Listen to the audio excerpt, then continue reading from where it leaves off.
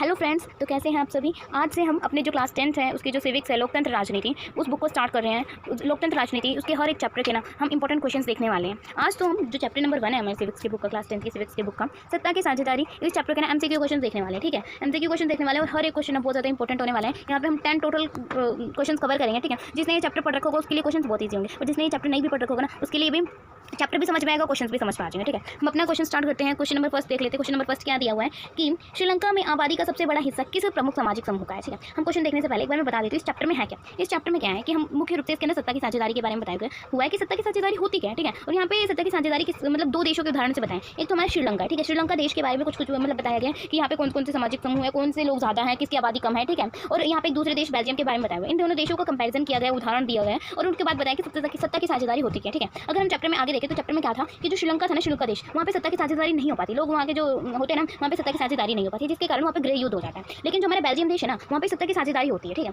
सत्ता की साझेदारी मुख्य रूप से होती क्या है कि जो समाज को मतलब इस प्रकार से बंटवारा कर देना जिसके अंदर अलग अलग जो भी जातीय समूह के लोग रहते हैं ना उनके बीच भेदभाव ना हो, देश में टकराव ना हो। ठीक है, उसके लिए वहाँ पे सत्ता की साझेदारी की जाती है। सत्ता की साझेदारी के बहुत सारे फायदे हैं। ठीक है, आगे क्वेश्चन में क्या दिया था हमें कि श्रीलंका में आबादी का सबसे बड़ा हिस्सा किस प्रमुख सामाजिक समूह का है। तो किस प्रमुख सामाजिक समूह का, पहले तो श्रीलंका के बारे में याद होना चाहिए। वहाँ पे कौन कौन से सामाजिक समूह के लोग रहते हैं। ठीक है, वहाँ पे मुख्य रूप से दो सामाजिक समूह के लोग रहते हैं, एक तो सिंहली है। ठीक है, और एक दूसरे तमिल है। ठीक है, अगर हम सिंहली की बात करें तो श्रीलंका में जो सिंहली की संख्या कितनी है, 74% सिंहली लोग रहते हैं। ठीक है, और जो हमारे तमिल हैं, तमिल हमारे 18% रहते हैं। ठीक है, और जो हमारे जो तमिल थे ना ये मुख्य रूप से भारत से श्रीलंका गए थे। उसके अंदर हमारे मुस्लिम और हिंदू दोनों समुदाय को मिलाकर 18%, ठीक है, 18%, ओनली 18% श्रीलंका में रहते हैं और सिंहली तो हमारे 74% है। तो हमको पता चल जाएगा कि सामाजिक समूह का कौन सा बड़ा हिस्सा है, तो सिंहली है। ठीक है, इसका आंसर क्या हो जाएगा, हमारा फर्स्ट का आंसर राइट हो जाएगा। इसका आंसर क्या है, सिंहली। सेकंड क्वेश्चन देख लेते हैं। सेकंड क्वेश्चन क्या है कि बेल्जियम की सीमाएं किन देशों से लगती है। अब हमसे पूछ रहे जो बेल्जियम है देश है उसकी सीमाएं किन किन देशों से लगती है। मैंने बताया कि जो बेल्जियम है ना, बेल्जियम हमारे यूरोपीय कंट्री है, तो वो बेल्जियम की सीमाएं किन किन देशों से लगती है, तो फ्रांस है, दूसरा नीदरलैंड, तीसरा जर्मनी और चौथा लग्जमबर्ग। तो इसका आंसर क्या हो जाएगा, सेकंड राइट हो जाएगा। थर्ड क्वेश्चन देख लेते हैं। थर्ड क्वेश्चन क्या है कि 1970 से 1973 के बीच बेल्जियम के संविधान में कितनी बार संशोधन किया गया।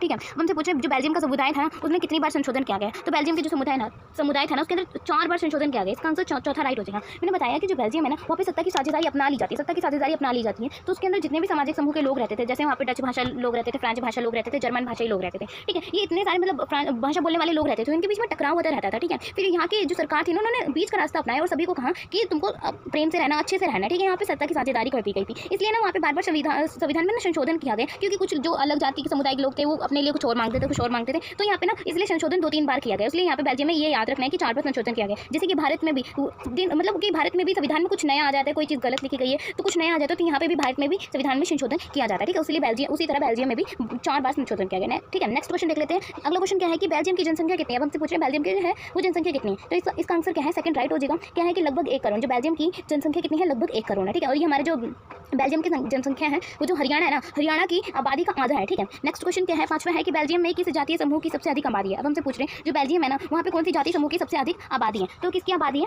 तो पहले बताऊँ कि बेल्जियम में ना मुख्य रूप से 3 जातीय समूह के लोग रहते हैं, 2 तो ठीक है ज़्यादा है। ठीक है, लेकिन जो हमारा एक है वो बहुत ज़्यादा ही कम है। मैं बता देती हूँ, एक तो हमारा फ्रेंच, ठीक है, फ्लेमिश लोग रहते हैं वहाँ पे बेल्जियम में, दूसरा हमारा जर्मन लोग भी रहते हैं और तीसरा फ्रेंच भाषा बोलने वाले लोग रहते हैं, लेकिन वहाँ ईसाई नहीं रहते। ठीक है, अब हमसे पूछा है कि कौन सी जातीय समूह सबसे अधिक है। अगर हम फ्लेमिश की बात करें तो फ्लेमिश बेल्जियम में 50% है। ठीक है, और अगर हम अपने जर्मन लोगों को देखें तो जर्मन लोग कितने हैं, जर्मन 1% है, और जो फ्रेंच हैं, फ्रेंच हमारे कितने हैं, 40% है। ठीक है, अब आप देख सकते हो खुद कि कौन सबसे ज़्यादा, कौन सी जातीय समूह सबसे ज़्यादा है, तो फ्लेमिश, जो फ्लेमिश है वो सबसे ज़्यादा है। तो इसका आंसर क्या हो जाएगा, फ्लेमिश। ठीक है, पहला आंसर इसका राइट हो जाएगा। नेक्स्ट क्वेश्चन देख लेते हैं। नेक्स्ट क्वेश्चन क्या है कि बहुसंख्यकवाद सिद्धांत के कारण किस देश में गृह युद्ध हुआ।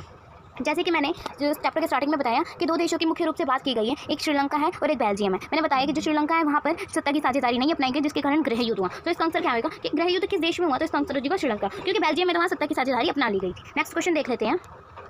सत्ता की क्षैतिज वितरण से क्या तात्पर्य है। ठीक है, उस क्वेश्चन पूछ रहे सत्ता की क्षैतिज वितरण से हम क्या समझते हैं। ठीक है, पहली बात जो सत्ता का नाम 4 तरह से वितरण किया गया है, मतलब 4 तरीके से बांटा गया है। जो सत्ता की साझेदारी है उस मुख्य रूप से 4 प्रकार की होती है। अब यहाँ पर हमसे क्षैतिज वितरण के बारे में पूछेंगे। क्षैतिज वितरण में क्या होता है कि सत्ता का इस प्रकार से बंटवारा करा जाता है ना जिसके अंदर ना जितनी भी शक्ति होती है उनके पास बराबर अधिकार होते हैं, किसी पर किसी का नियंत्रण नहीं होता। जिसके क्षैतिज वितरण में हमारी कार्यपालिका, विधायिका, न्यायपालिका आ जाती है। ठीक है, अगर हम भारत को देखें तो यहाँ पे हमारे भारत में क्षैतिज वितरण है, और यहाँ पे अगर हम देखें कार्यपालिका, न्यायपालिका और विधानपालिका, विधायिका, तो यहाँ पे जितने भी नहीं इनके पास तीनों के पास अपने अपने अधिकार हो, तीनों के मतलब एक दूसरे के नियंत्रण में नहीं रहते। ठीक है, क्षैतिज वितरण में हमारे यहाँ जाते हैं। ठीक है, एक ऊर्ध्ववर्ती वितरण भी होता है, आगे हम क्वेश्चन देखेंगे। क्षैतिज वितरण का क्या था कि इसके अंदर हमारे क्या कार्यपालिका, यहाँ पे विधायिका आएगा। ठीक है, विधानपालिका आएगा। ठीक है, सही कर लेना, विधानपालिका और न्यायपालिका का सत्ता का वितरण है। ठीक है, नेक्स्ट क्वेश्चन देख लेते हैं। नेक्स्ट क्वेश्चन 8वां क्वेश्चन है कि यूरोपीय संघ का मुख्यालय कहाँ है, जो हमारे यूरोप है, यूरोपीय संघ का मुख्यालय कहाँ है, तो है ब्रुसेल्स में। ठीक है, नेक्स्ट क्वेश्चन, अगला क्वेश्चन है कि 9th क्वेश्चन है कि कौन सा जातीय समूह ब्रुसेल्स में बहुसंख्यक है। ठीक है, जो ब्रुसेल्स है, ब्रुसेल्स क्या है हमारे, जो हमारा बेल्जियम है ना, बेल्जियम की राजधानी हमारा ब्रुसेल्स है। और जो हमारा ब्रुसेल्स है ना, वहाँ पे ना जो बेल्जियम पूरा देश है ना, उसका थोड़ा सा उल्टा है। ठीक है, हमारा जो बेल्जियम है, बेल्जियम में 50% डच भाषा बोलते हैं और 40% फ्रेंच भाषा बोलते हैं। लेकिन हमारे ब्रुसेल्स में उसका उल्टा है।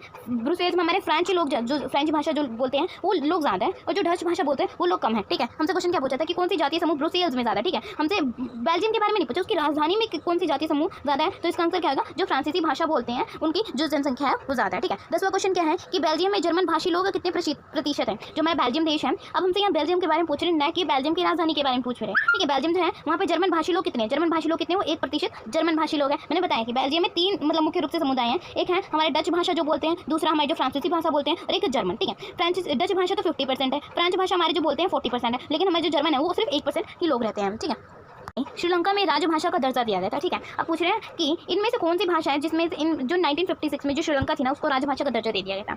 अब देखो, श्रीलंका की बात हुई तो मैंने बताया कि वहाँ पे सत्ता की साझेदारी नहीं है, और मैंने ये भी बता चुका है कि वहाँ पे जो सिंहली समुदाय थे उनकी जनसंख्या ज़्यादा थी, मतलब ज़्यादा लोग रहते थे, 74% ही ऑलमोस्ट रहते थे। तो आप कुछ सोच सकते हो कि वहाँ पे राजभाषा का दर्जा किसे देंगे, जब सत्ता की साझेदारी भी नहीं हुई है। तो ऑब्वियसली वहाँ पे जो सिंहली थी ना, उनको सिंहली को राजभाषा का दर्जा दे दिया गया। लेकिन तमिलनाडु को जो तमिल लोग थे उनका क्या हुआ, कुछ नहीं हुआ। ठीक है, यहाँ पे फिर वही पूछा कि 1756 में श्रीलंका में जो राजभाषा का दर्जा किसे दिया गया, तो जो सिंहली भाषा थी ना उसे श्रीलंका में राजभाषा का दर्जा दे दिया गया था। नेक्स्ट क्वेश्चन क्या है, 12वां क्वेश्चन है कि बेल्जियम में सामुदायिक सरकार का चुनाव निम्न में से कौन करता है। ठीक है, अब हमसे पूछ रहे जो बेल्जियम है ना, वहाँ पे जो सामुदायिक सरकार का चुनाव होता है वो कौन करता है, तो क्या है, एक ही भाषा बोलने वाले लोग करते हैं। ठीक है, इसका आंसर 3rd राइट हो जाएगा। अगला क्वेश्चन क्या है कि बेल्जियम में फ्रांसीसी भाषा बोलने वाले लोगों का प्रतिशत कितना है। बेल्जियम में 3 समुदाय के लोग रहते हैं, और जो हमारे बेल्जियम है, बेल्जियम में डच भाषा तो 50% बोलते हैं। ठीक है, ये तो गलत हो जाएगा क्योंकि डच भाषा बोलते हैं। 30% देखो तो 30% तो कोई बोलता ही नहीं था, 20 भी कोई नहीं होगा, लेकिन 40 जो हमारे फ्रांसीसी भाषा थे वो 40% लोग बोलते थे। ठीक है, इसका आंसर 2nd राइट हो जाएगा, 40%। नेक्स्ट